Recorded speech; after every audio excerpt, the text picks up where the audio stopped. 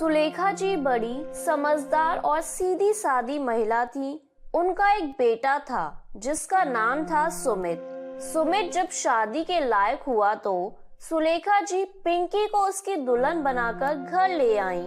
सीधी सादी सुलझे विचारों वाली सासू माँ को पाकर पिंकी के तो पैर जमीन पर ही नहीं पड़ रहे थे, लेकिन उसे कहाँ पता था कि सासू माँ की तरह खरी खोटी सुनाने की जिम्मेदारी यहाँ तो ससुर जी ने ले रखी है। शादी के कुछ दिन बाद, अरे बहू, कितने दिनों से देख रहा हूँ तुम साफ सफाई करती तो हो, लेकिन तुम्हारे हाथ में सफाई बिल्कुल नहीं है। अरे भाई, हम तो कहते हैं चाहे लड़की को 2 कक्षा कम पढ़ा लो, लेकिन घर के काम उसे अच्छे से सिखाओ। वो क्या है ना, काम तो वही आते हैं जीवन भर। माफ कीजिएगा पापा जी, मैं फिर से सफाई कर देती हूँ। और हाँ, जरा हाथ दबा कर करो। माँ बाप ने कुछ खिलाया पिलाया है कि नहीं? ऐसा लगता है शरीर में जान ही नहीं है। सुलेखा ने देखा कि उसका पति रोशन अभी कुछ दिन पहले ब्याह कर आई नई नवेली दुल्हन को डांट धौंसाकर काम करवा रहा है और बेचारी बहू अपने आंसू पोंछते हुए रगड़ रगड़ कर सफाई कर रही है। ओहो, इस बेचारी को कहाँ साफ सफाई करना आता है। इसे थोड़ी पता था कि ससुर के भेष में से एक जालिम सास मिलने वाली है। एक काम करती हूँ, आज ही से पड़ोस के 4-5 घरों में साफ सफाई करने के लिए भेज देती हूँ। दिन भर साफ सफाई करेगी तो हो सकता है कि आपकी पसंद की साफ सफाई करना सीख ही जाए।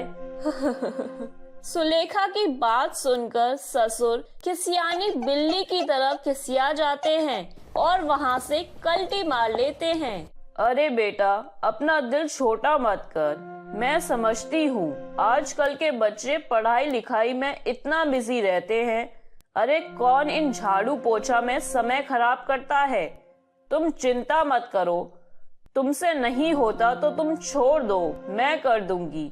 और तुम्हारे ससुर जी की तो टिक टिक करने की आदत है, इनकी बातों को दिल में मत लेना बेटा। ऐसा नहीं था कि पिंकी को काम करना नहीं आता था, लेकिन उसके ससुर रोशन ने तो जैसे उसके हर काम में कमी निकालने की कसम खा रखी थी। 3 दिन बाद पिंकी रसोई में खाना बना रही थी, तभी उसके ससुर वहाँ आ जाते हैं। बहू, तुम्हें छोटे बड़े का लिहाज है या नहीं? सास ससुर घर में हैं और तुम ऐसे सर खोल कर रसोई में खड़ी रहती हो। लगता है तुम्हारे मायके में खबर करनी ही पड़ेगी। माफ कीजिए पापा जी, वो गर्मी बहुत लग रही थी ना, तो मुझे लगा कि मैं रसोई में अकेली हूँ, इसलिए आराम से सर खोलकर खाना बनाने लगी। पता नहीं कहाँ से लड़की हमारे घर आ गई है, कोई काम करने का सहूर ही नहीं है इसको। अपने पति की आदत से वाकिफ सुषमा पति की घुर्राती हुई आवाज सुनकर दौड़ी चली आई। क्या बात हो गई, क्यों चिल्ला रहे हो आप? माँ जी, मैं सर ढके बिना खाना बना रही थी, इसलिए पापा जी नाराज हो रहे हैं। इसमें नाराज होने जैसी क्या बात है? आग बरस रही है आसमान से, उसे भी तो गर्मी लगती है। आपको किसने कह दिया कि बहू के सिर पर मंडराते रहो? ना आप उसके सर पर सवार रहोगे और ना उसे सिर ढकना पड़ेगा। जाइए अपना काम कीजिए। हाँ हाँ, खूब सर चढ़ाओ। देखना जब बहू तुम्हारी बात नहीं सुनेगी तब मेरे पास रोते हुए मत आना तुम। अरे बहू है, कोई जंगली जानवर नहीं जिसे काबू में रखने की जरूरत पड़े। अरे समझदार पढ़ी लिखी लड़की है, जानवरों की तरह काबू करने की जरूरत ही क्यों है? एक बार फिर पत्नी को बहू का पक्ष लेता देख ससुर मुंह टेढ़ा करके वहाँ से चले जाते हैं। अगले दिन, माँ जी, हम लोग शॉपिंग करने जा रहे हैं, मैंने खाना बनाकर रख दिया है, आप लोग खा लीजिएगा। हाँ बेटा, आराम से जा, यहाँ मैं सब संभाल लूंगी। हाँ, तुम ही तो संभाल रही हो सब कुछ जब से बहू आई है। मुझे तो लगता है तुम्हें ही संभालना होगा जिंदगी भर। पिंकी के तो बस का कुछ है नहीं। कुछ दिन और देखता हूँ, फिर इसके मायके वालों को बुलाकर अच्छी खबर लूंगा उनकी।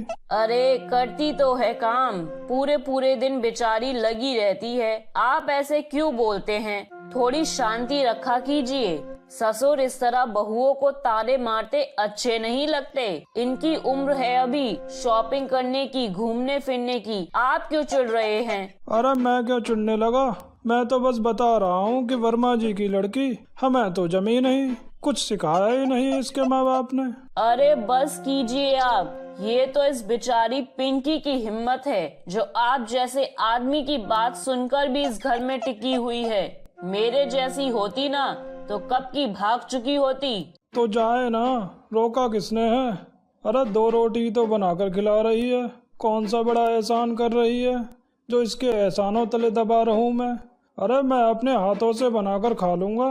वो इस गलत फहमी में न रहे कि रोशन बाबू 2 रोटी खाने के लिए बेटा बहू की गुलामी करते फिरे। हाँ अरे आपसे तो बात का बतंगड़ बनवा लो, कुछ भी कहना बेकार है आपसे तो। अगले दिन। बेटा पिंकी, अब पानी सर से ऊपर चला गया है। ये बुढ़ाऊ ऐसे नहीं सुधरेगा, पूरा दिन टिक टिक टिक टिक करता रहता है।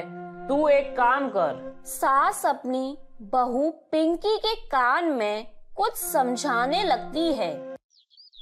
अगले दिन सुबह सुबह। पापा जी, आपके कपड़े प्रेस करके रख दिए हैं, जाइए नहा लीजिए। ये देखो, हर तरफ सलबटे ही सलबटे बनी हुई हैं। कोई कह ही नहीं सकता कि इस पर अभी कुछ देर पहले हमारी होनहार बहू ने प्रेस की है। अभी कुछ बोल दो तो आ जाएंगे इनकी हिमायती सास। रोशन जी चिल्ला रहे थे। अचानक उनकी नजर सोफे पर बैठे पिंकी के पिताजी पर पड़ती है। अपने समधी को यूं अचानक अपनी आंखों के सामने देखकर रोशन जी सिटपटा जाते हैं। अरे अरे भाई साहब, आप लोग यहाँ? बेटा पिंकी, देखो तुम्हारे पप्पा आए हैं। जाओ बेटा, चाय नाश्ता लगाओ जल्दी से। और बताइए समधी जी, कोई काम था या ऐसे ही बिटिया से मिलने चले आए? पापा को मैंने बुलाया है पापा जी। आप रोज कहते हैं ना मेरे पापा को बुलाएंगे, तो मैंने आज खुद ही उन्हें बुला लिया। क्या बात है समधी जी, आप हमें क्यों बुला रहे थे? कोई बात हो गई है क्या? अरे नहीं नहीं भाई साहब, बात क्या होनी है। आपकी बेटी इतना बढ़िया नाश्ता, इतना बढ़िया खाना बनाकर खिलाती है, तो सोचा एक दिन आपको भी अपनी बेटी के हाथ का बना हुआ भोजन करा देते हैं। भाई साहब, पिंकी इतनी होशियार है, चाहे जो काम हो झटपट सीख जाती है। मुझे तो पूरा यकीन है कि बहुत ही बेहतरीन खाना बनाकर खिलाती होगी आपको। मायके में तो हम बेटियों से ज़्यादा काम करवाते नहीं। आप लोगों को देखकर बड़ी तसल्ली मिलती है। बिटिया अच्छे घर में गई है, माता पिता की तरह प्यार करने वाला ससुराल मिल गया बच्ची को, और क्या चाहिए। अरे आप बिल्कुल चिंता न करें भाई साहब, पिंकी को कभी कोई दिक्कत नहीं होने देंगे। हमें तो चिंता बिल्कुल नहीं है बहन जी। पिंकी आप लोगों की इतनी तारीफ करती है, सच में दिल ही खुश हो जाता है। कुछ देर बात करने के बाद पिंकी के पिताजी वहाँ से चले जाते हैं। रोज धमकी देते थे, बहू के मायके वालों को बुलाऊंगा, बहू के मायके वालों को बुलाऊंगा। लो आज उसने बुला ही लिया अपने मायके वालों को, तो पैरों तले जमीन क्यों खिसक गई आपके? सुन लिया ना आपने? उसने अपने माँ बाप के सामने कितनी इज्जत बढ़ा रखी है आपकी, और आप हैं कि दिन रात बेचारी बच्ची को कोसते ही रहते हैं। आप जैसे ससुर को कोई बहू पिता कह दे तो समझ लो साक्षात लक्ष्मी है वो। माफ कर दे बेटा, रिटायरमेंट के बाद मैं कुछ ज्यादा ही चिड़चिड़ा हो गया हूँ। सुमित की माँ तो कब से कह रही है कि किसी डॉक्टर को दिखा लो। लगता है यही सही समय है। अपनी मानसिक उलझन पता नहीं तुझ पर क्यों निकाल रहा था। तेरी सास सही कहती है बेटा, तू तो बहुत ही सहनशील बच्ची है। अपने ससुर को माफ कर दे बेटा। पापा जी माफी नहीं, आपको अब इस तनाव से छुट्टी मिलेगी। आपने पहले क्यों नहीं बताया? मैं योगा और मेडिटेशन की ट्रेन कोच हूँ। कल से आपको सुबह उठकर मेरे साथ योगा करना है और ध्यान लगाना है।